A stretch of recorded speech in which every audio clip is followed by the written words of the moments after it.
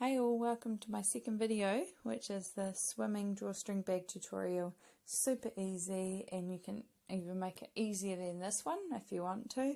And I encourage you to use fabrics that will be cottons or recycled so that they will be better for this earth and they will last a long time, which is the whole point of kind of making your own, to be honest. Start with your main fabric and make it the length and the width that you want, thinking about where the drawstring is going to go and how much room you want to leave for that opening there. I used Jada's book bag as a guide, and then I went a bit bigger than that, and then I made sure I made a nice thickness for the drawstring in case I wanted to use a really thick band.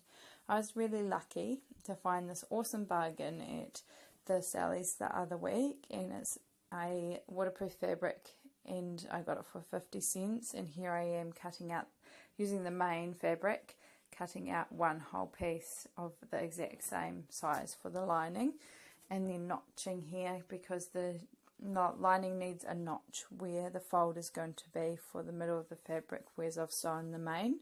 And then also you need to notch both fabrics where we need to finish sewing, which is where the insert of the drawstring will be. And so you stop sewing here and you just need to measure your fold over of the drawstring.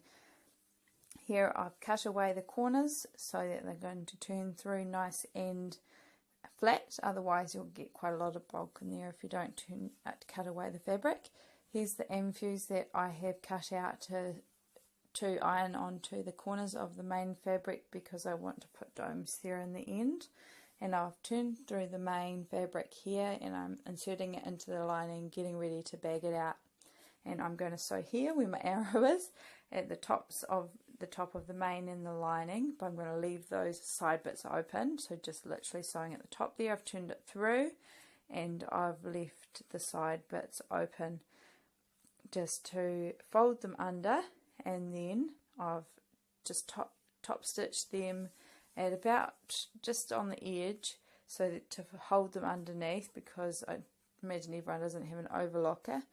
And then I've pushed the lining back into the main fabric, pressed it, and then you're going to edge stitch again round in the V, just making sure that it all is closed up and nice and flat. And a terrible photo there, sorry, but I've gone right round again about a foot width, so to close up the opening and get ready to make the inserts for the drawstring. So we're folded over the tops here into where you're sewing up, and then we're sewing the insert for the drawstring, so the channel, at about a foot width.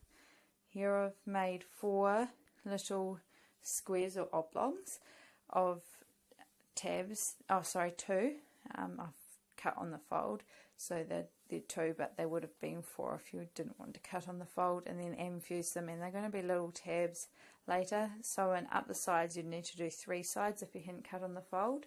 The M-fuse is to keep the fabric being nice, keep it hardy for the domes to go in so it'll last a long time. Turn them through, and then I'm just pushing down the tops to make them easily to top stitch and pressing them later. So I've found this drawstring in the garage today, which is literally string, but it matches the Pokemon fabric, and I've just started threading it through with a safety pin, so through one side and then back through the other.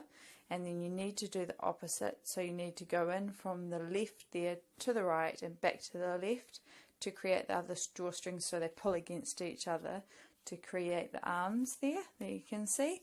I've pinned it on Jada to make sure they're the right length. I didn't want them too long because I want them to be able to be left off if they're not going to be used as a backpack, because I'm using this dome style. Here's the domes, and you just need to make sure with domes that you've got them all matched up and ready to go so that they aren't getting mixed up and that you're putting them together right.